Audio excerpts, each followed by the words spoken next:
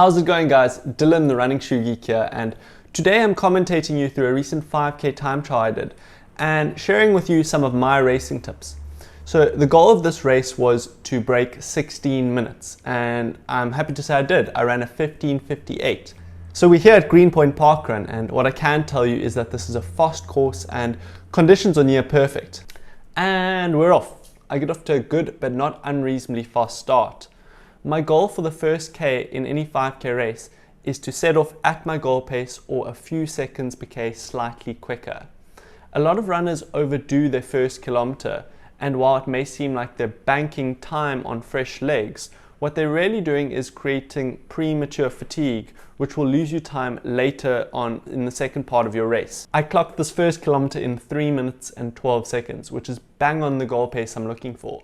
It has also been on a net uphill first K with a hairpin turn, so I would actually consider this to be slightly ahead of goal pace. Had I opened this first kilometer up in 3 minutes and 5 seconds or faster, I probably would have overcooked it and blown up towards the end of the run. I just want to emphasize the importance of not being overly eager with your first kilometer, but rather being disciplined with your pacing. Here we are about a mile in and on a slight downhill. I'm trying to cue myself to lean ever so slightly forward through my ankles so that I'm almost falling forward and using my own momentum while running through this downhill. Naturally, I've got quite a bouncy stride, but the 5 km distance is too long just to rely on power. So I'm also trying to cue myself to retain a nice quick turnover or cadence. Focusing on small cues are not only good for your running form, but they also help distract you and preoccupy your mind. As you can see, my intensity is high, but it's not high to the point where my breathing is impaired. I can still exchange a short sentence. I split my second kilometer in 3:08, which has of course been on a net downhill. It's useful if you've got a good idea of the route you're running and where you may make up or lose time, so that you can really adjust your efforts and your pacing accordingly. Being a few seconds ahead of pace has worked out quite well for me because naturally the third and fourth kilometer of any 5k is going to be tough. Luckily, I've afforded myself a bit of breathing room ahead of time. Right now, my next goal is just to reach the 3k in a reasonably good state. You can't dig too deep too early in a 5k, but from the 3k mark onwards, you can begin to comprehend the final stages of the race, which makes it easier to mentally persevere through discomfort. I clocked my third kilometer in 3 minutes and 11 seconds, and I'm still on pace. But by the 3.5k mark here, this is where things become hard. By this point, if you've paced well, there'll be an obvious discomfort, but you won't feel like you're hitting the wall. You just can't afford to get lazy here, as it's very easy to lose out on time, especially on the fourth kilometer. But I feel like if I push any harder, I'm just going to throw up.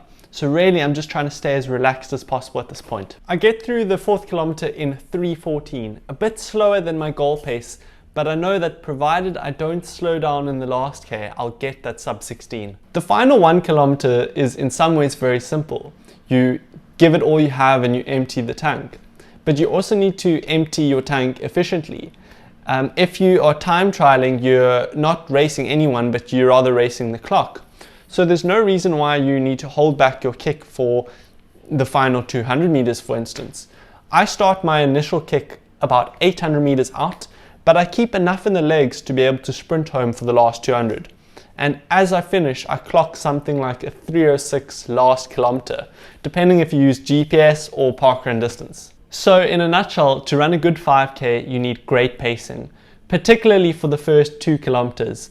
And you need to pace in a way that works best for yourself, even if it means allowing other runners to pull ahead of you, or if it means pulling ahead of other runners.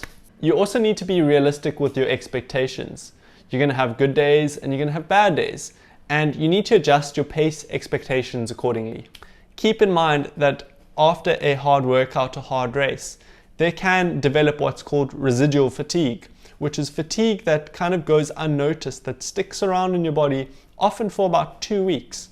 So when you do plan for that time trial or that race date, try and ensure you go into it as fresh as possible, and try and ensure that there is a very low likelihood that you're going to carry residual fatigue into that race itself. While newbie runners often thrive off of doing weekly time trialing and see week-on-week improvements from it, Your season runners thrive off of doing more reserved max effort training, whereby you're only picking and choosing a couple of hard workouts or races per month. Should they overdo it with time trialing, they risk essentially continuously testing their fitness and building residual fatigue rather than actually building their fitness. My last tip is to pick a route that helps you run a fast time. Pick a flat and fast course with good conditions, and pick a setting with other people that gives you a feeling of either accountability or encouragement. I could go on and on, but that wraps up this video. And if you like this type of commentary video, let me know and we can do it again soon. But until then, cheers.